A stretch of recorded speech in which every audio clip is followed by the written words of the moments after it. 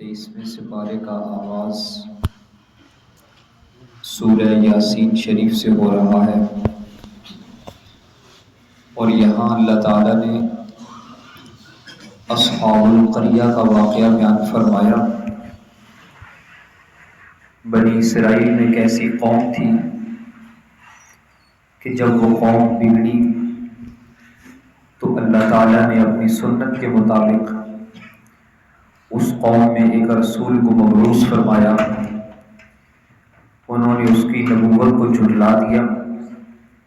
جب اللہ کے نبی انہیں سمجھانے لگے تو وہ قوم کہنے لگی کہ جو باتیں آپ ہمیں سمجھا رہے ہیں ہم ان میں سے کسی ایک بات کو بھی نہیں مانتے۔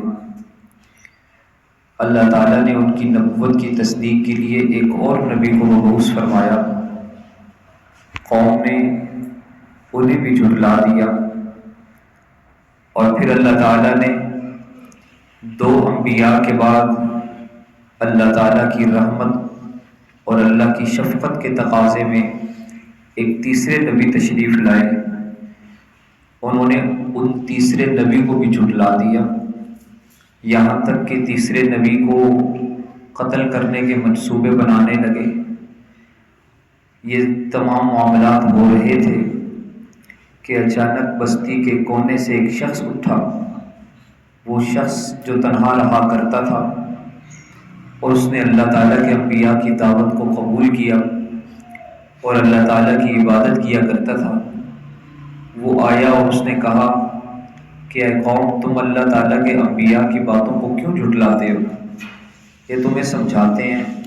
یہ تمہیں یہی کہہ رہے ہیں کہ ایک اللہ کی عبادت کرو، اور تم ان کو جھٹلا رہے ہو۔ لوگ کہنے لگے کہ یہ ہمارا اور ان کا معاملہ ہے، تم کون ہوتے ہو بیچ میں آنے والے؟ اس نے کہا میں تو آپ کو سمجھانے کے لیے آیا ہوں، اللہ کے دین کا داعی ہوں، اللہ تعالیٰ کے انبیاء کی نبوت کو ماننے والا ہوں۔ جب اس نے ایسی بات کی، قوم کی تلواریں نیام سے نکلی۔ اس سے پہلے کہ وہ کوئی اور بات کرتا، لوگوں نے اسے قتل کر دیا۔ جب وہ قتل ہوا، اس کے خون کے قطرے زمین پہ گرنے لگے۔ اس کے خون کے قطرے زمین پر گرنے سے پہلے اللہ نے اعلان کیا ہے، قیل ادخل الجنہ، ہم نے اعلان کر دیا جا جنت میں داخل ہو جا، ہمارے دین کے لیے تو نے جان کو قربان کیا ہے، ہمارے تمام انبیاء کی نبوت اور رسالت کی صداقت کی تو نے گواہی دی ہے۔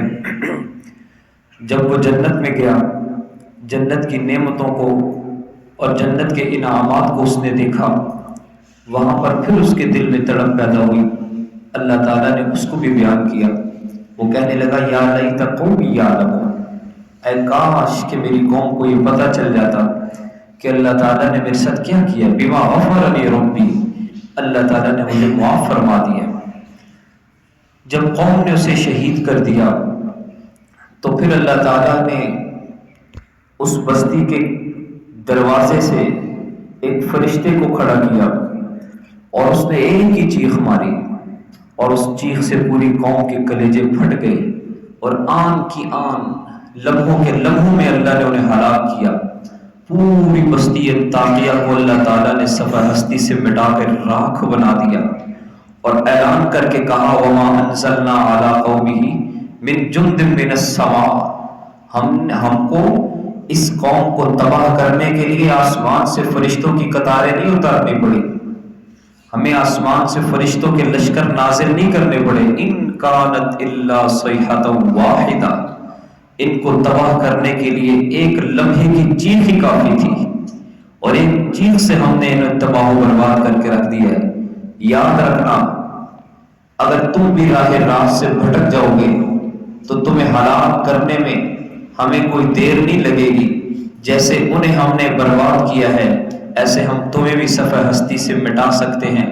اگر اپنی بقا چاہتے ہو، ایمان کی بقا چاہتے ہو، جنت کی بہاریں حاصل کرنا چاہتے ہو، تو حبیب نجار کی طرح انبیاء و رسل کی تصدیق کرو، ان پر ایمان لاؤ، ان کی تعلیمات پر عمل پیرا ہو جاؤ۔ جیسے اسے ہم نے نجات دی، ایسے تمہیں ہم نجات دیں گے۔ اس کے بعد اللہ تعالیٰ نے اپنی قدرت کے دلائل ارشاد فرمائے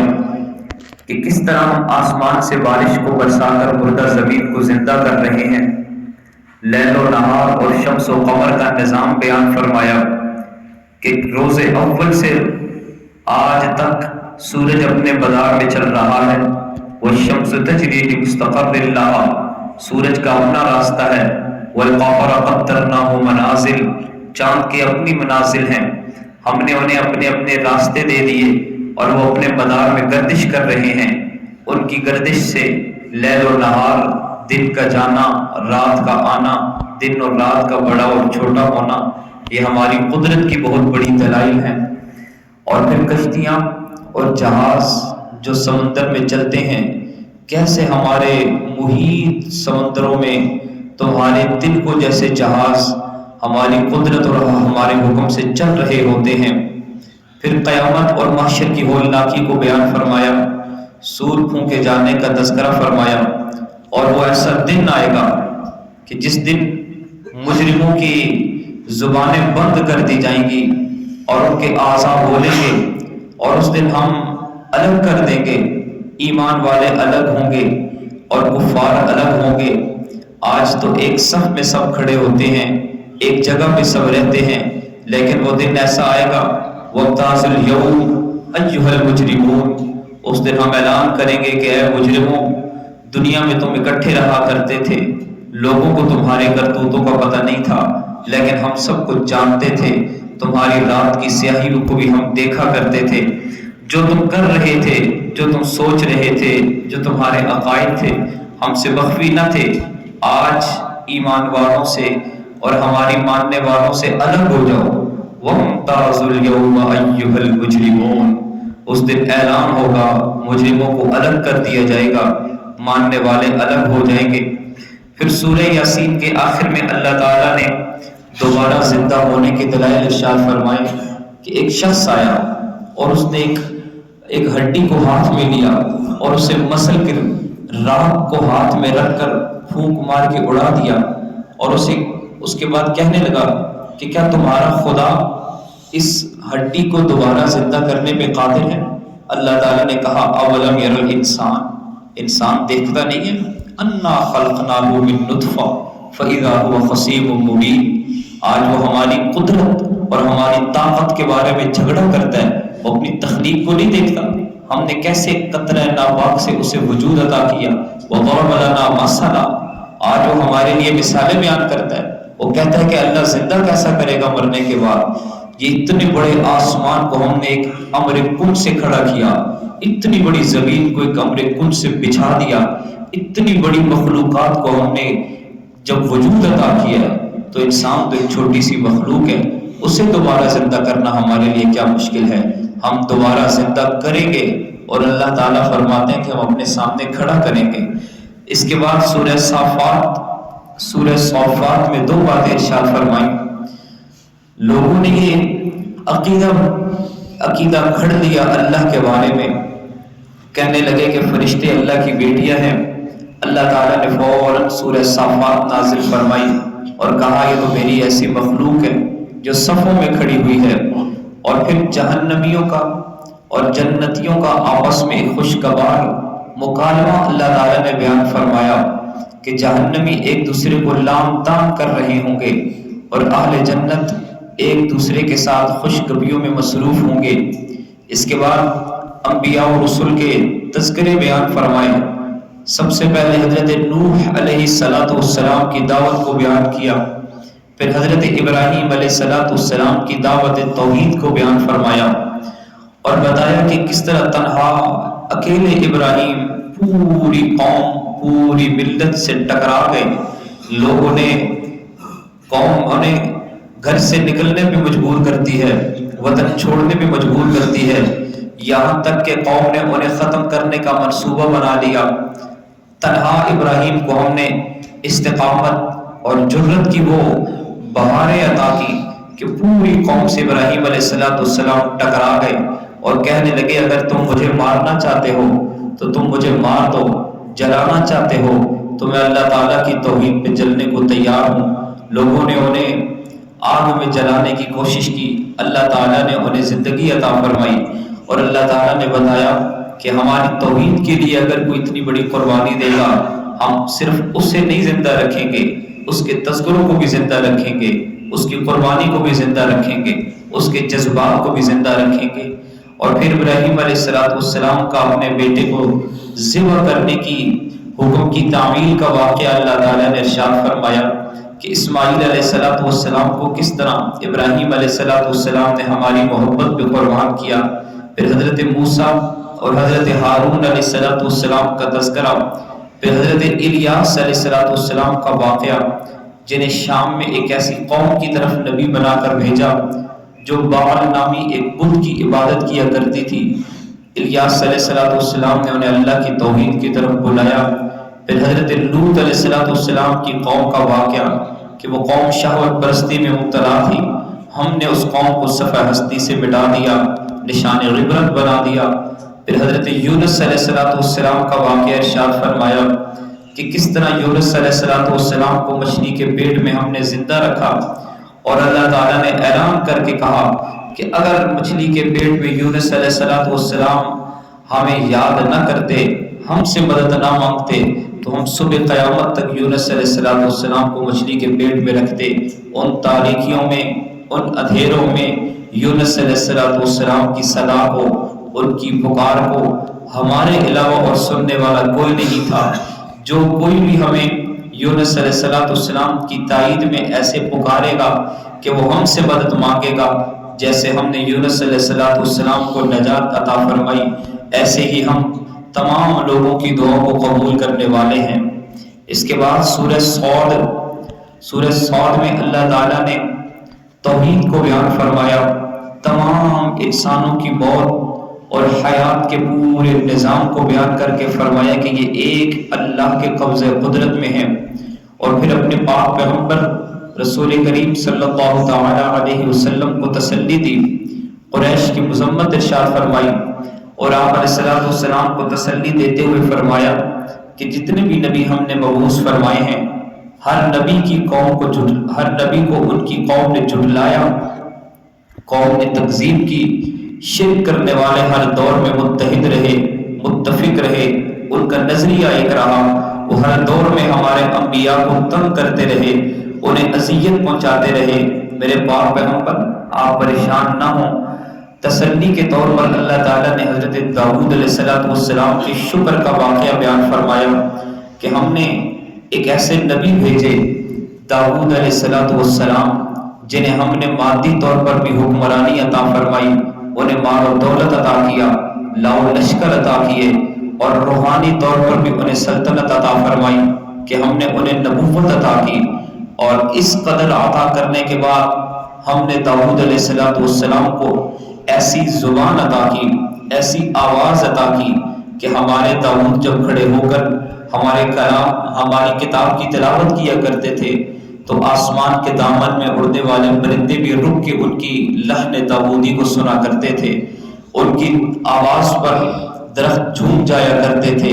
جنات رک جایا کرتے تھے، اور لوگ ورطہ حیرت میں مبتلا ہو جاتے تھے کہ کسی شخص کی اتنی پیاری آواز بھی ہو سکتی ہے۔ اور لحن داؤدی کو ہم نے ضرب المثل بنا دیا۔ صبح قیامت تک اگر کوئی خوش الحانی سے کسی کلام کو پڑھے گا، لوگ لحن داؤدی کی مثالیں دیں گے۔ اتنا کچھ عطا کرنے کے بعد ہم نے داؤد علیہ السلام سے اتنا کہا، اعملوا آل داؤد شکرا،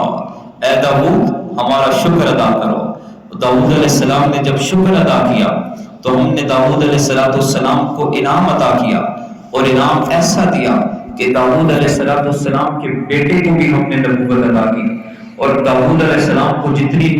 ہم نے حکومت اور سلطنت عطا فرمائی تھی، ان کے بیٹے حضرت سلیمان علیہ السلام کو اس سے بڑھ کے ہم نے حکمرانی عطا کی، اور چرند اور پرند پر، ہواؤں پر، جنات پر، حشرات الارض پر، جانوروں پر، حتیٰ کہ ہم نے کائنات پر انہیں حکمرانی عطا کر دی۔ اور پھر ہم نے کہا وَقَلِيلٌ مِّنْ عِبَادِيَ الشَّكُورُ، شکر کرنے والے لوگ بڑے کم ہوا کرتے ہیں۔ میرے پاک پیغمبر آپ بھی شکر ادا کیا کریں۔ اللہ تعالیٰ نے پیغام امت کو دیا ہے، خطاب اپنے نبی سے کیا اور کہا کہ اے لوگوں شکر ادا کیا کرو۔